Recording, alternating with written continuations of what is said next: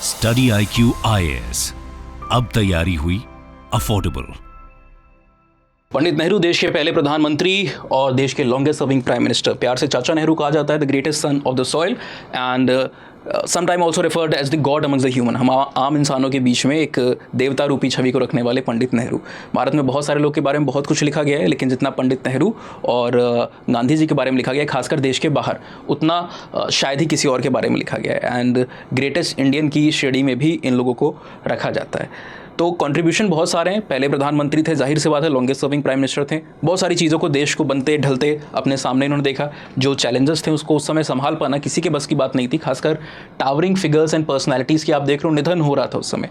Gandhi ji although active politics के अंदर में, पार्टी के अंदर में या कोई पोस्ट को लेके नहीं थे, लेकिन उनकी गाइडेंस जो थी वो इम्पॉर्टेंट थी। लेकिन वो भी देश की आज़ादी के बाद आप देखते हो चल बसते हैं।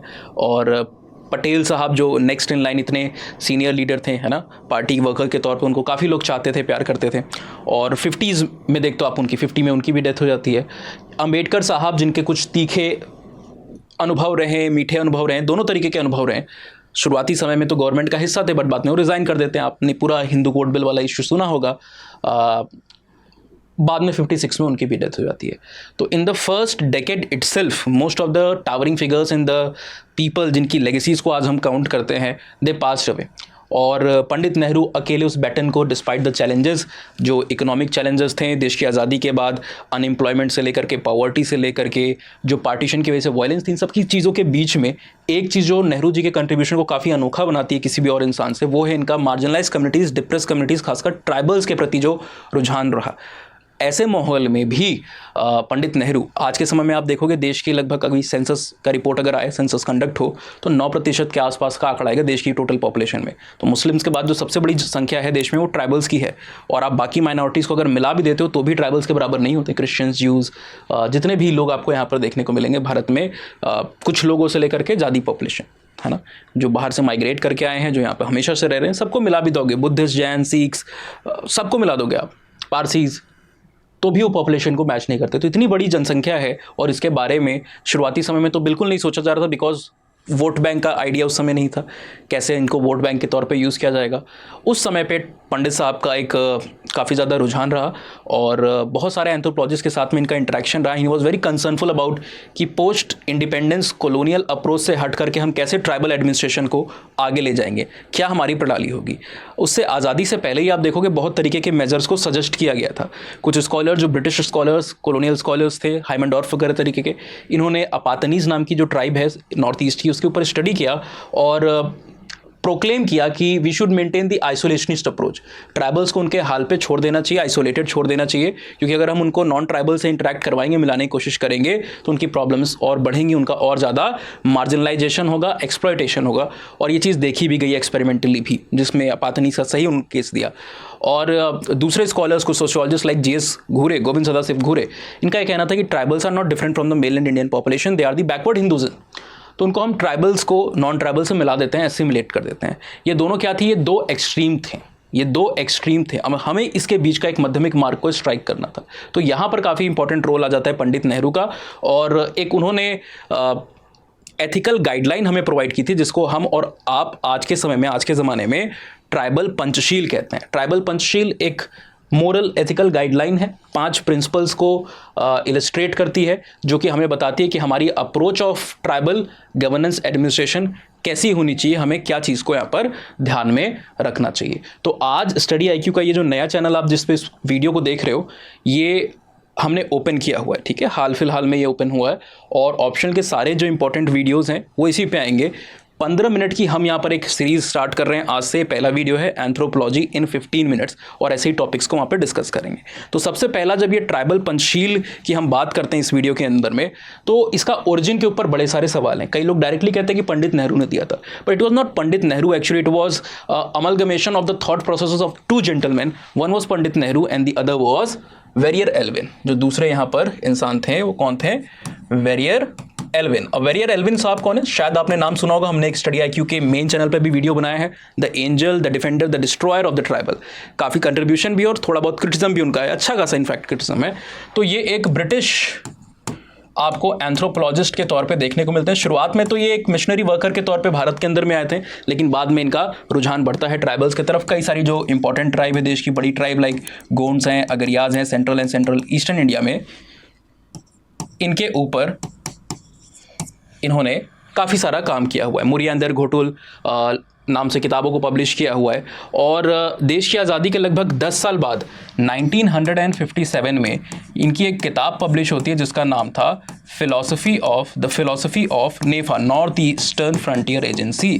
पंडित नेहरू साहब ने इन्हें एक तरीके से सुपरवाइज करने के लिए या फिर आइडिया पॉलिसी को फ्रेम करने के लिए, एक मॉड्यूल को फ्रेम करने के लिए भेजा था कि नेफा के अंदर में हमें चीज़ों को किस तरीके से करना है वो समझने के लिए हमें एक एंथ्रोपोलॉजिकल इंसाइट की ज़रूरत है।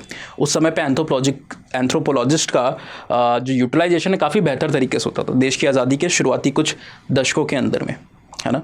और काफ़ी वोकली हम लोग इन चीज़ों को कहते थे। ज़रूरी भी था क्योंकि देखोगे ट्राइबल जो भी आपको बताया कि प्रेजेंटली 8.6% देश की आज़ादी है, कई बार एक आपको हेजिटेशन देखने को मिलता है, इनकी वॉइसेस अनहर्ड होती है। और देश की आज़ादी के इमीडिएटली बाद तो जो कंडीशन थी, लिटरेसी रेट काफ़ी कम आपको देखने को मिल रहा है, अलग अलग जगहों पर स्कैटर्ड है, पॉपुलेशन में हेल्थ के इश्यूज़ है, बहुत तरीके के इश्यूज़ हैं, और कोई रिप्रेजेंटेशन उनका नहीं देखने को मिला, इनकी बातों को, इनके हितों को कोई उजागर नहीं कर रहा है। ऐसे समय पर ये जो इंपॉर्टेंट वर्क हम शुरुआत में कर रहे थे, ये एक path breaking work case study में आप गिनोगे तो 57 में, जनवरी 57 में किताब आती है। बाद में 1958 में एक दूसरा संस्करण भी इसका आता है और फिर 60s में कई सारे एडिशन आते हैं। इसका जो फॉरवर्ड है, किताब का जो शुरुआती हिस्सा होता है ना, वो पंडित नेहरू ने खुद लिखा था और इनकी जो हम्बलनेस है उसको वहाँ पर डिमॉन्स्ट्रेट किया। किताब के अंदर में वेरियर एल्विन कह रहे हैं कि भाई साहब, मेरी जो बहुत सारी ज्ञान है, मेरी जो अप्रोच है, उस पर एक छाप है, इन्फ्लुएंस है, इम्प्रिंट है पंडित नेहरू का और उनके वर्क का, उनकी सोच का। पंडित नेहरू उनके फॉरवर्ड में शुरुआती हिस्से में किताब के कह रहे हैं कि ये उल्टी चीज़ बोल रहे हैं वेरियर एल्विन।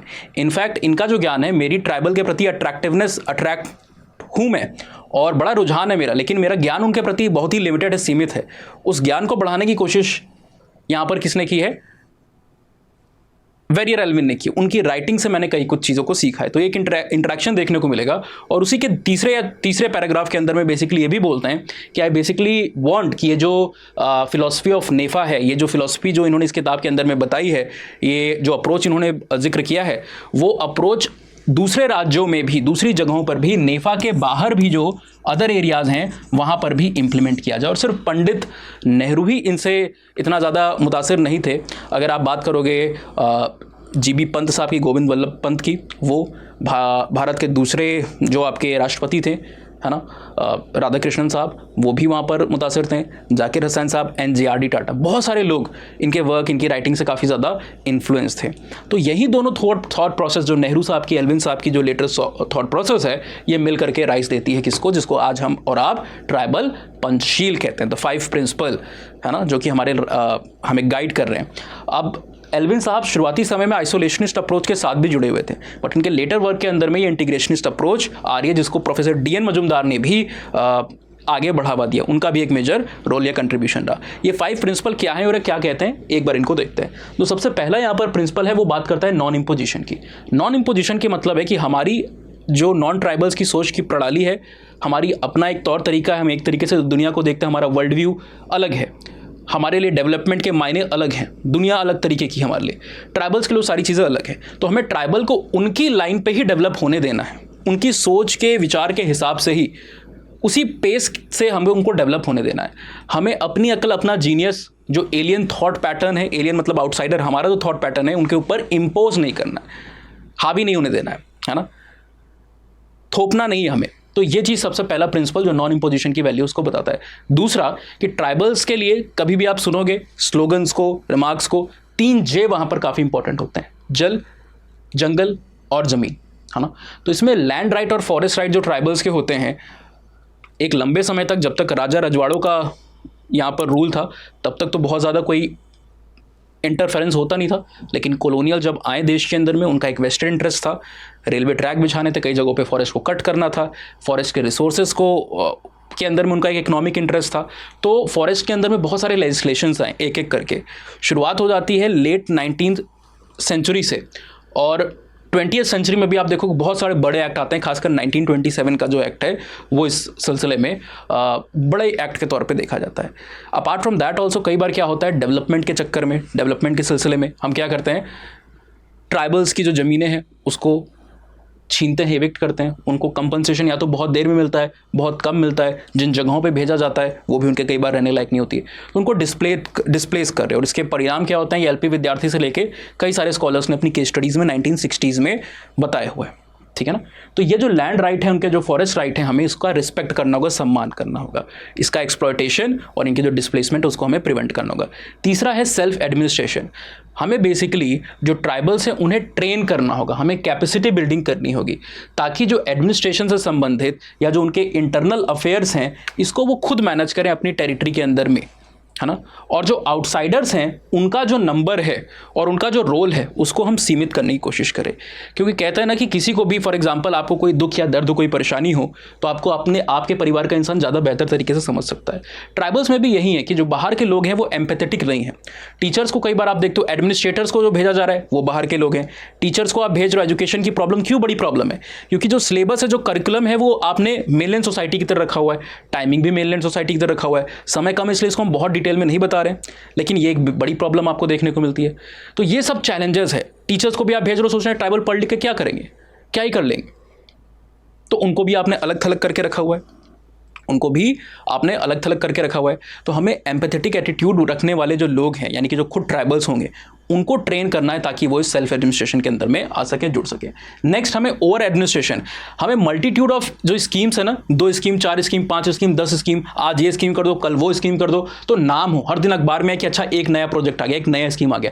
ऐसा नहीं करना है। इंस्टेड हमें कुछ स्कीम्स को रखना है, कोई अम्ब्रेला स्कीम्स को रखना है जो कि मल्टीपल हेल्थ, सैनिटेशन, एजुकेशन, बहुत सारे आस्पेक्ट को वहां पर कवर करे। तो ओवर एडमिनिस्ट्रेशन नहीं करना है उनके ऊपर। और जो ट्राइबल्स का खुद जो आप देखोगे उनका जो एडमिनिस्ट्रेटिव आइडियाज़ हैं उसको भी हमें जहाँ तक हो सके सम्मान करते हुए रखना होता है। नेक्स्ट क्वालिटेटिव असेसमेंट की बात की गई है। हम कई बार परिणामों की बात होती है ना, जैसे आप क्या पढ़ रहे हो उससे ज़्यादा इंपॉर्टेंट होता है आपने कितना समझा, उससे ज़्यादा इंपॉर्टेंट कई बार होता है कि आपको मार्क्स कितने मिले। रट्टाफिकेशन करके नंबर ले आए तो भी नंबर की वैल्यू है। आज अभी कोई मैं एक इंटरव्यू देख रहा था, यहाँ पर किसी एक्टर ने कहा कि we are looking the world in terms of the number. हम इंसान को इंसान की तरह नहीं, नंबर के आधार पर देख रहे हैं कि अच्छा ये 50 करोड़, ये 100 करोड़, ये 200 करोड़ है। तो वैसे ही पॉलिसीज़ में भी होता है कई बार कि अभी देखोगे कि ये पॉलिसी आई 15,000 करोड़ की, ये पॉलिसी आई 2 लाख करोड़ की। तो स्टैट्स में और क्वांटिटेटिव वे में हमें चीज़ों का असेसमेंट नहीं करना है। जो असेसमेंट होगा वो क्वालिटेटिव वे में कीजिए कि कितनी लाइफ को आपने ट्रांसफॉर्म किया, कितना ज़्यादा आपने ह्यूमन कैरेक्टर को वहाँ पर इवॉल्व करने में हेल्प की, क्या ट्रांसफॉर्मेटरी चेंजेस वहाँ पर आए। ये 5 वैल्यूज़ और प्रिंसिपल हैं। अगर आज के समय में क्या इसका रेलेवेंस बहुत ज़्यादा है, क्योंकि अभी भी डेवलपमेंट के नाम पर कई बार आप देखोगे बिग कैट फैमिली प्रोजेक्ट है, टाइगर्स को और बहुत सारे जानवरों को ले आया जा रहा है, ट्राइबल्स को उनके जगहों से इविक्ट कर दिया जा रहा है, कोई फैक्ट्री लग रही है उनको इविक्ट कर दिया जा रहा है। तो ये लैंड राइट बड़ा मेजर इशू है। जो अलग अलग डाटा है, हाई लेवल कमेटी 2013 का जो डाटा है वो भी यही बताता है कि सबसे अधिक डिस्प्लेसमेंट आजकल जो है वो क्या है, डेवलपमेंट इंड्यूस्ड डिस्प्लेसमेंट आपको देखने को मिल रहा है। इम्पोजिशन का भी हमें ख्याल रखना है। कई बार हम क्या कर रहे हैं, एसिमिलेशनिस्ट टेंडेंसी को कि सबका सब एक हो जाए, एक होमोजीनियस कम्युनिटी बन जाए, तो हम दबाव डाल लें, उस चीज़ से भी हमें अवॉइड करना है। सेल्फ एडमिनिस्ट्रेशन, हमें ये एजुकेशन की प्रॉब्लम भी आपको बताई कि अगर हम टीचर्स को खुद ट्रेन करते हैं उनके बीच में तो वो उनको बेहतर समझ पाएंगे और उनके हिसाब से एक अंडरस्टैंडिंग आपकी बन पाएगी। I have been in North East और मैंने यूपीएससी में नॉर्थ ईस्ट के बच्चों को भी पढ़ाया हुआ है। जो उनका कंफर्ट उनके खुद के नेटिव टीचर से देखने को मिलता है, वो बाहर के टीचर के साथ बनने में बहुत सारा समय लग जाता है, साल, 1.5 साल, 2 साल। कई बार अगर टीचर थोड़ा सा लैग कर रहा है किसी भी हाफ में तो हो सकता है वो कभी भी ना बने। तो ये चीज़ को भी हमें कैपेसिटी बिल्डिंग ट्रेनिंग को भी इंट्रोड्यूस करना है। ये भी रेलिवेंट है आज के समय में। और एडमिनिस्ट्रेशन, ये स्कीम आ गई, वो स्कीम आ गई, क्योंकि ट्राइबल्स आज के समय में वोट बैंक हो गए। तो आप अलग अलग रैलीज में जाकर के आप देखते हो अलग अलग पॉलिटिकल पार्टीज जिस भी स्टेट में इलेक्शन होने वाले होते हैं, स्कीम्स को अनाउंस करेंगे, ये स्कीम, वो स्कीम, ये इतने 1000 करोड़ की, उतने लाख करोड़ की। क्वांटिटेटिव असेसमेंट से कुछ नहीं होगा, क्वालिटेटिव हमें बिल्डिंग यहाँ पर करनी होगी। तो एंथ्रोपोलॉजी ऑप्शनल के ये नए चैनल पे, इनफैक्ट ऑप्शनल के नए चैनल पे आप सभी को पहला वीडियो कैसा लगा आप कमेंट में बता सकते हो। और हम आशा करते हैं कि आगे और भी ऐसे ही वीडियोस को लगातार लेते आएंगे। आप में से जो बच्चे एडमिशन लेना चाहते हो हमारे बैचेस में, 25 को बैच क्लोज और हमारे अक्टूबर के batches, test series, complete material, live और रिकॉर्डेड क्लास 1.5 साल के लिए, ये सब कुछ 14999 में US लाइव का कोड लगा करके आपको मिल जाता है। काउंसलिंग चाहिए, ऑप्शन को सिलेक्शन करने में कोई दुविधा मिल रही है, या फिर अगर आप पहले से स्टडी IQ के किसी प्रोग्राम में एनरोल्ड, आपको एक्स्ट्रा डिस्काउंट चाहिए, तो do reach out to me on these ID। Insta पे भी आप पहुंच सकते हो, ईमेल पे भी एक्स्ट्रा डिस्काउंट कोड आपको बनवा करके भेज दिया जाएगा। प्रीवियस और क्वेश्चन से लेकर के कई सारे फ्री मटेरियल को एक्सेस करना है, anthropology decode by Utkarsh Singh Telegram के ऊपर चले जाइए। Hopefully see you all in the next video upcoming in this channel. और किसी भी गाइडेंस के लिए कोई भी सवाल हो, हमेशा इन IDs पे बिना झिझक आप मुझसे कम्युनिकेट कीजिए। कोशिश कीजिए इंस्टाग्राम पे, क्योंकि वहां पर आपको वॉइस नोट भी भेज सकता हूं। Keep smiling, keep preparing, have a very nice day. Study IQ IAS, अब तैयारी हुई अफोर्डेबल।